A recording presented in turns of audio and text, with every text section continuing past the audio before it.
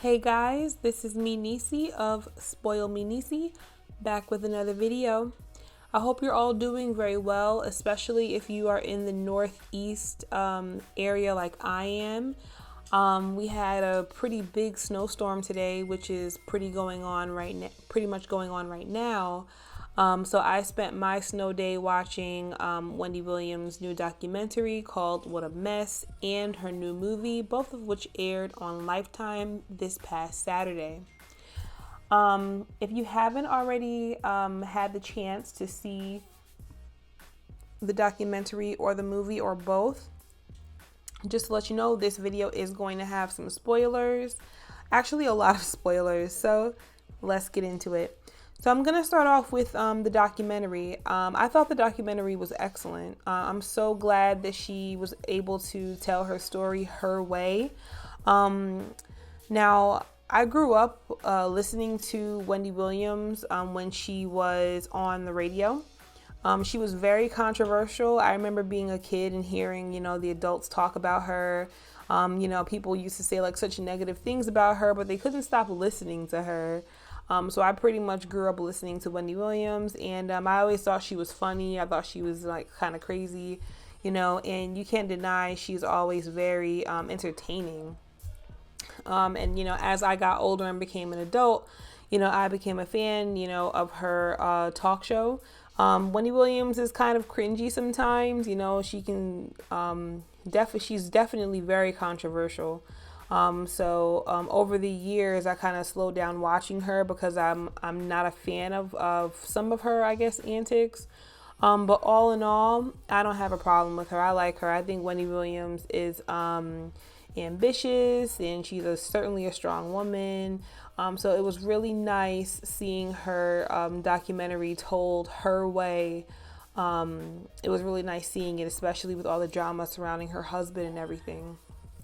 So this documentary, just wow.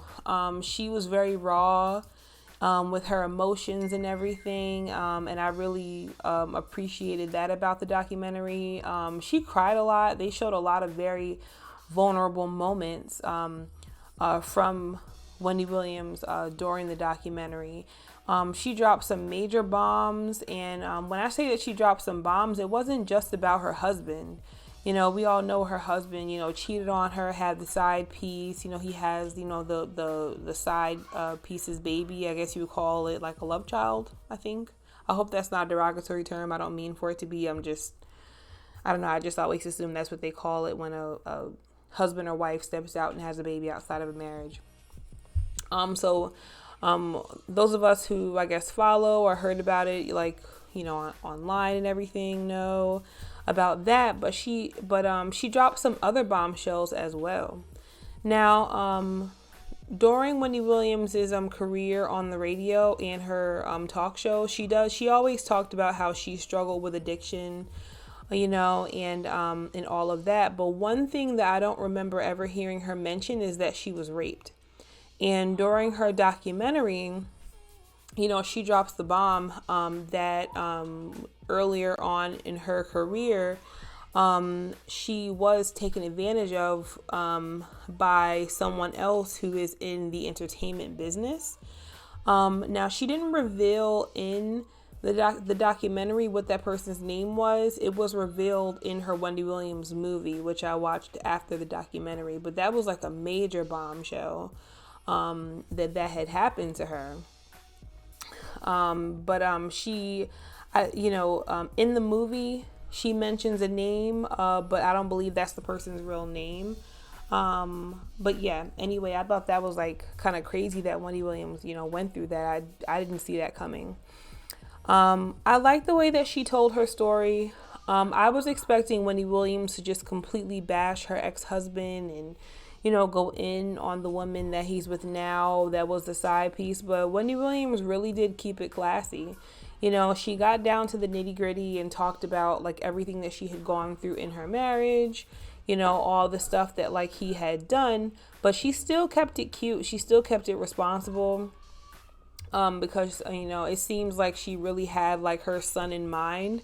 But those moments during the documentary when she would cry, I mean, she had me crying, and I thought that it was really good. I'm happy that she dropped the documentary and then put out the Wendy Williams movie right after, because it was kind of nice to see all of it acted out, right after, hearing the story come from her mouth. So for the Wendy Williams movie, I really enjoyed that. One of the biggest things that I enjoyed about the movie is that I didn't see any actors that I had ever seen before in the movie.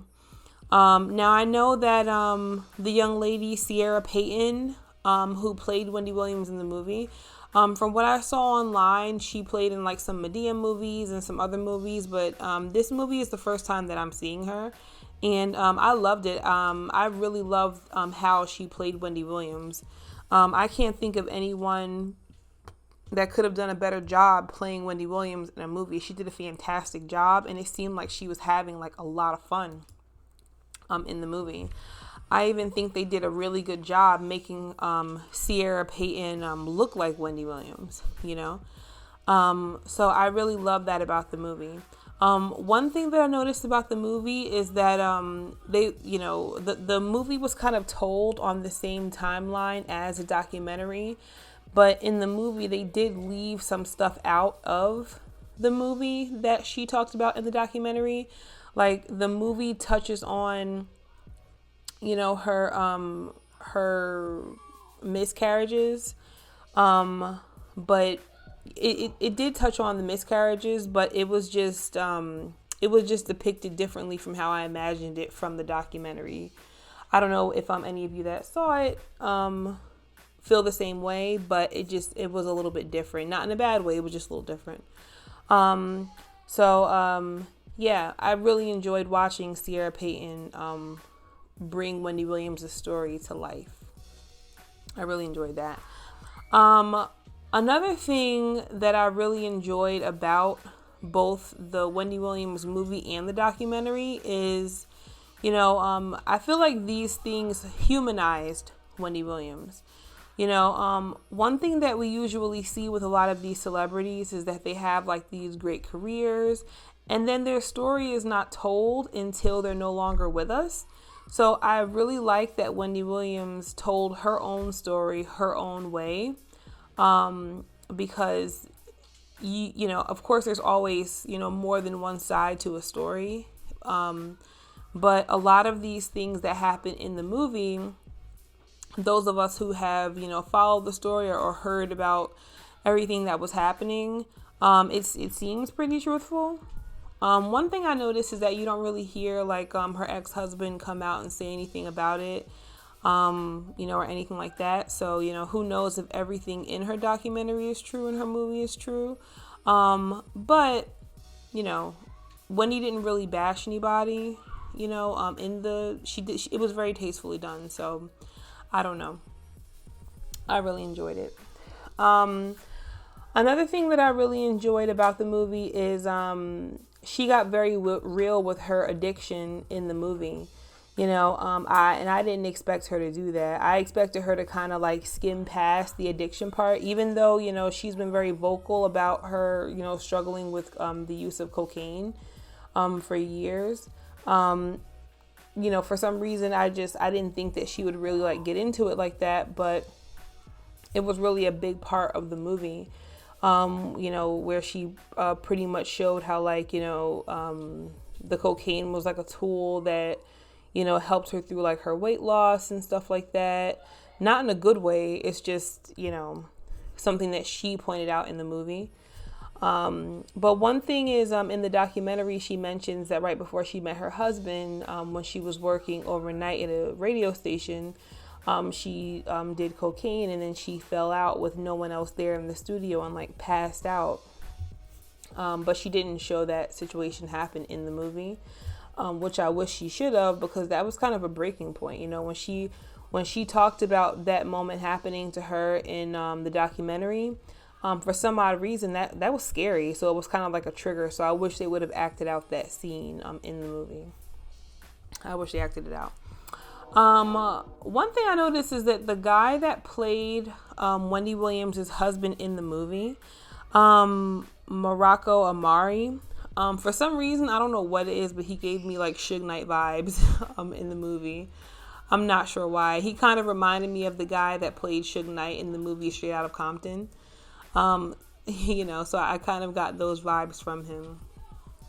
Yeah, all in all, I think it was really good. If you know who Wendy Williams is, if you're someone that's around my age, millennial or Generation Z, or maybe you grew up listening to her on the radio or watching her show on Fox, I do recommend watching it, especially if you're a person that came up like not liking her or an individual that doesn't like her, because I know that Wendy Williams made a career pretty much talking about people and gossiping, but Wendy Williams is no different from the women on The View. She's no different from any of these other people that do gossip channels and all of that other stuff, like the Howard Sterns. She's no different from them. The only difference between Wendy Williams and a lot of these other people is that she's the first person the first Black American woman to have a gossip channel or gossip show on the radio, where she focuses on Black people. Around the time when Wendy Williams started in the 80s, a lot of the people that had these gossip radio stations or gossip magazines and stuff, they were more so aimed at white people, because usually these gossip entertainers, they were white.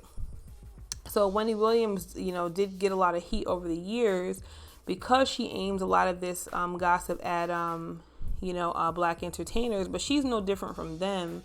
In the end, she made a whole documentary and movie airing out her own dirty laundry. So if you're an individual that's not really a fan of Wendy Williams, I do recommend watching it. Not to say that it'll make you like her anymore or anything like that, but sometimes if there's an individual that you don't agree with or something like that, it might be a little good to get,